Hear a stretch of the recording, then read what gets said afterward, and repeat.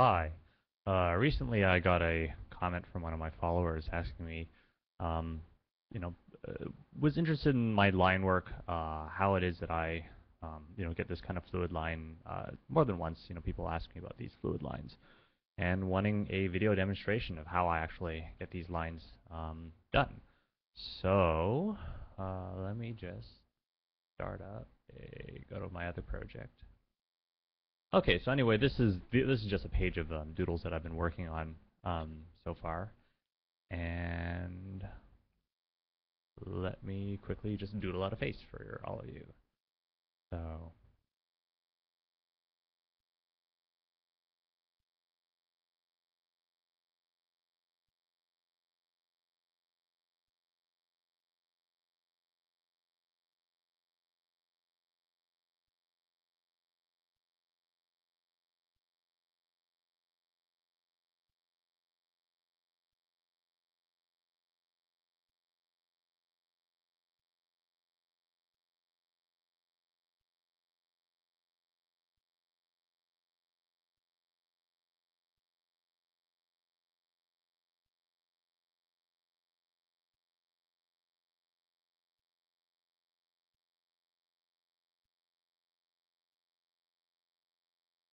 so I know I didn't say very much, and it looks like I kind of just blasted out there, and maybe I should probably talk a little bit about the actual process. It takes a fair amount of conversation, so unfortunately this dim bulb that is doing the recording of the video cannot talk and draw at the same time. I'm just not that bright. Um, so okay, yeah, so I kind of blasted that right out there. Maybe what I could do is I'm going to try and maybe demonstrate a bit about sort of what is going on in my mind as I just draw, and it seems like these lines are just coming out of nowhere. I assure you they aren't. So let me just get onto Google Images and let me just punch up, I don't know, how about a face? Let me see if I can find some portraits of people. And maybe I'll see if I can find one that's done from like a 3/4 perspective. How about that one? Actually, let me see if I can find an old person's face because they've got the most crags. Old man face. Here we go. I'm gonna find one from a 3/4 perspective. That's possible. Actually, this guy's got a pretty good one. Yeah, let's use that. Okay, I'm just gonna copy that image and paste it in here. No smoothing. Whoa, okay, so that's a pretty high-res photo. And let me see if I can get that onto another layer. Turn the opacity down on that like crazy. Alright, so no, of course I don't actually trace photos, nor do I actually look at the, the actual, I'm not even looking at reference normally, but I'm just trying to tell you that, normally I would have some sort of picture in my mind, and how I draw my line work, I have all these 3D features in my head, but it's, how I go about, actually going.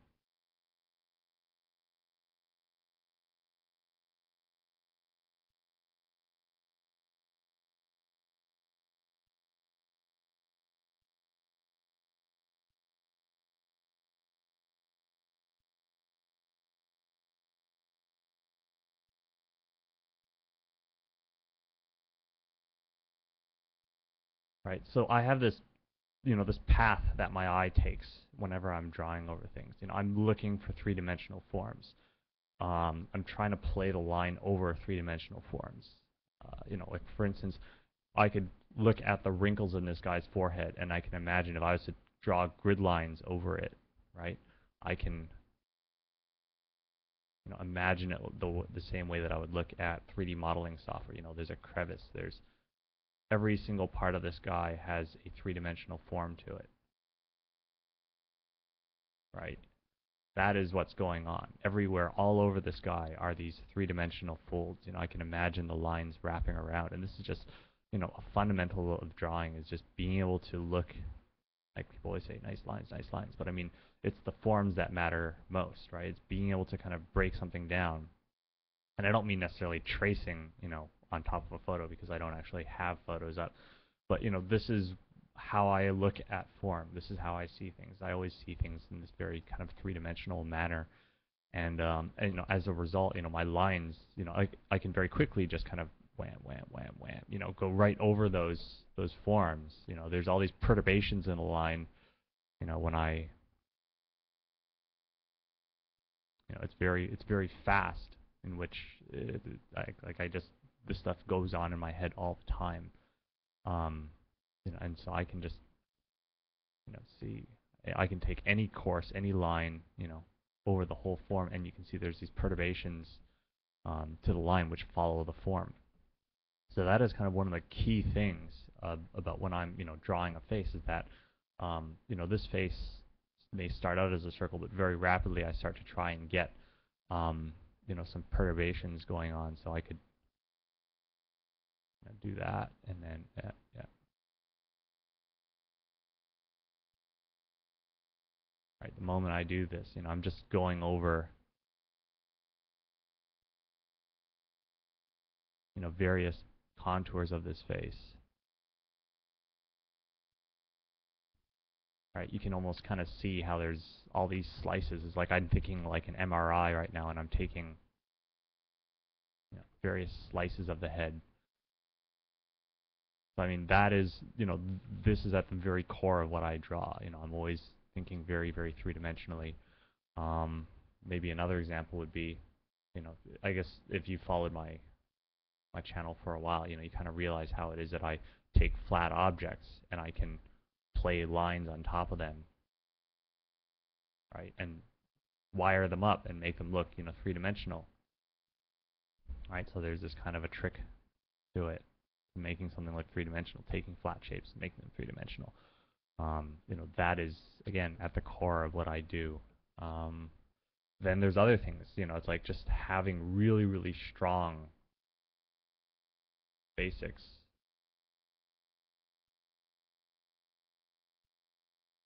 Right? Being able to draw three-dimensional toroids with a single line. Here's another way. Right? To be able to do the toroid in two axes, the dual axis toroid. Right? So everything that I do, three-dimensional, three-dimensional, three-dimensional. And I can, I can still take, a sphere, right? And then I can imagine, right? I do these extrusions. Again, this is fundamental, like just form stuff. Being able to control a line and think three-dimensionally, see three-dimensionally as well. I mean, we're looking at this flat piece of paper, but, I can draw into the page. So if I draw, hands, right? It's like, again, it's like you have to kind of know the anatomy. A lot of, let me zoom out.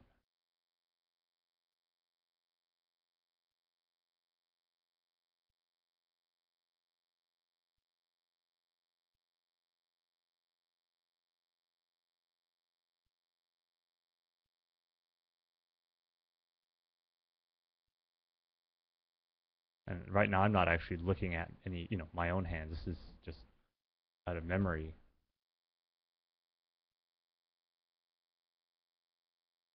Right? And it's the same thing. I'm just drawing lines that pass over all this surface form.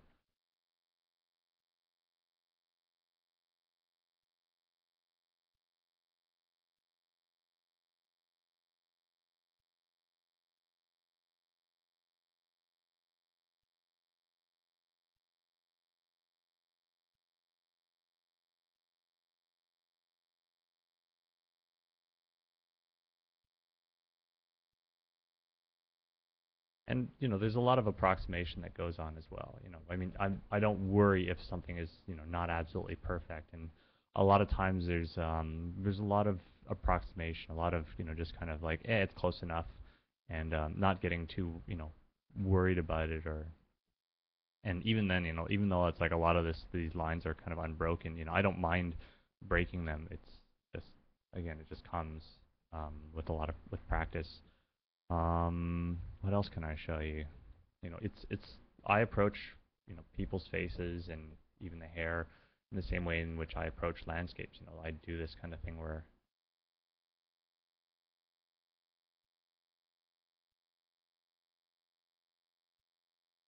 I make a lot of these, really quick 1 minute, 1 or 2 minute landscapes, and I draw into perspective.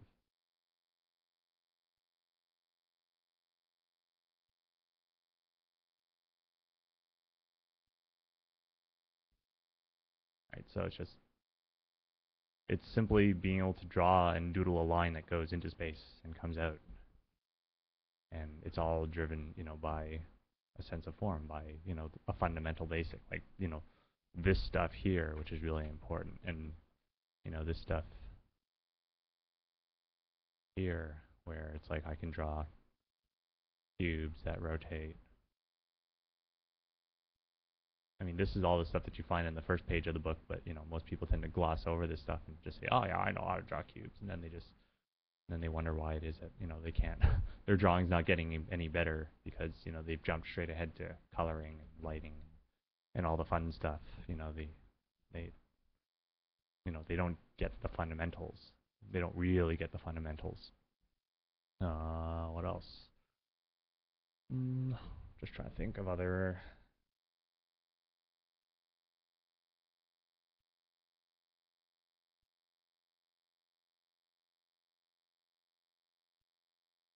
I do a lot of these kinds of various mental exercises of just turning discs and moving them through space, or even just basic draftsmanship skills where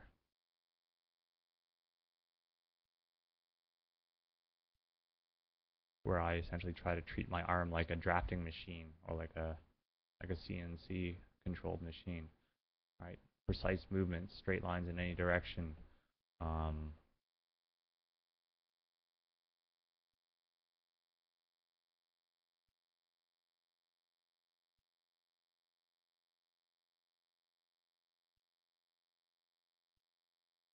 you know, Simple exercises, but just you try to get really good at them. How about this? I mean, you wouldn't believe how many times like I used to feel very uncomfortable with a pen. Used to feel like I couldn't get the lines to go exactly where I wanted them to.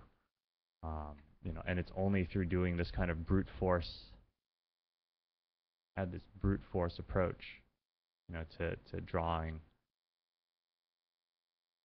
where I would, just practice these kinds of draftsmanship exercises, these simple draftsmanship exercises.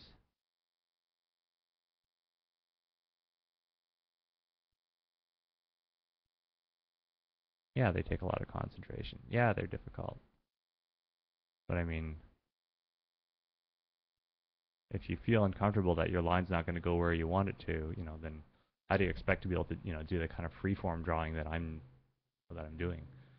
Um, right. So, I mean, that's again, this is all just fundamental. And now, whenever I want to do any kind of, expressive drawings and that sort of thing, there is kind of this very loose, sketchy beginning.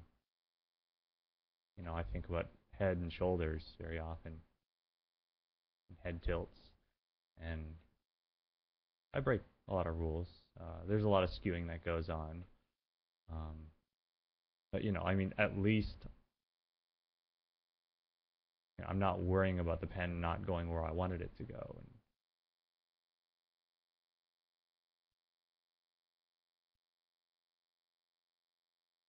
And I think to some degree, like having some inaccuracy is kind of charming, whimsical even.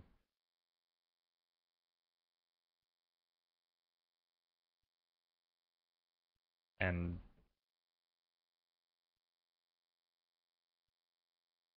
I guess, I've accepted that my work is, quasi-realistic. It's not, I'm not trying to do the same things that a camera can do. Otherwise I would actually use a camera. I just take photos of people, and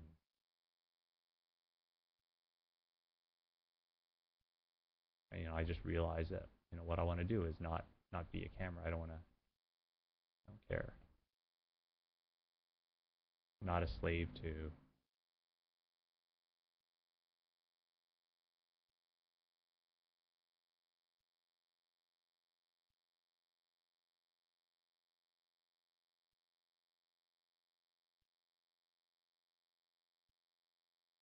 And this stuff I'm doing, and I'm kind of doodling, and but it's like the experience I have from taking just various arbitrary forms, right, and then turning them into three-dimensional shapes, right? That exercise, I mean, this is the thing. It's like I am doodling a lot of random shapes, but I can see how I can turn them into three-dimensional forms, and so there's kind of this improvisation where it's like, yeah, I'll doodle something which feels right, like it feels like it's going with the flow, and then I will work on top of it and remedy, the shape and try to, make it turn back into a three-dimensional form that looks correct.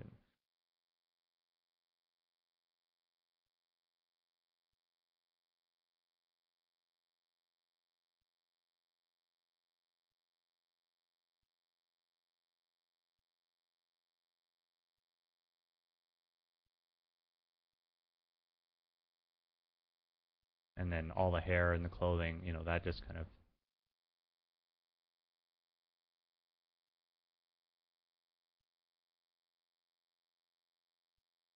becomes secondary. The other thing you'll probably notice is I'm doing a fair bit of undo redo. It's just because, um, you know, I don't always know exactly where that line's gonna go, what is going to look good, and so sure, I'll make a test stab at it, and then sometimes, what happens is I'll see, hey, no, that line not doesn't belong there, it belongs somewhere else, and so I'll undo it and I'll redo it, and it's just a way of me revising the same line several times over until I'm satisfied with it. It's I think, improvisation is not about getting something right the first time. It's about adjustment. And so an undo redo, cycle, that is simply my way of handling the adjustment is how I can adjust. If I didn't undo redo, then that would me be just saying that that would be if I didn't undo redo, it'd be like saying, well, oh, that line's fine, let's just go with it, when I know in my heart, that it's not fine, that I don't want that line to stand that way. So the only lines I really have to be responsible for, the only lines I have to answer for, are the ones that I say, well, I'm not going to undo redo, I'm going to just leave it as is. Um, right? So I, like that's the thing, is that if I do a line that's crappy, that's and I can think of a better line that belongs there, then I'm not then it means that I'm okay with a crappy line being in there. And that's the thing, is like if I can't think of a better line, then it's okay, right? That it's not a crappy line, right? So it's kind of funny. It's some of these things are some of these things I'm saying are contradictory in nature, and so they are certainly not meant to be carved in stone or taken too seriously. They are just, well, you wanted to know how it is that I work. There you have it.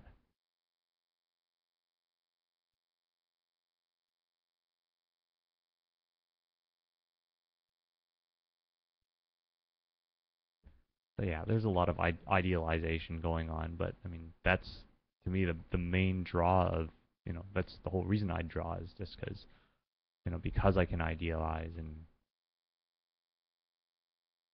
maybe because I'm just not interested in what a camera can see.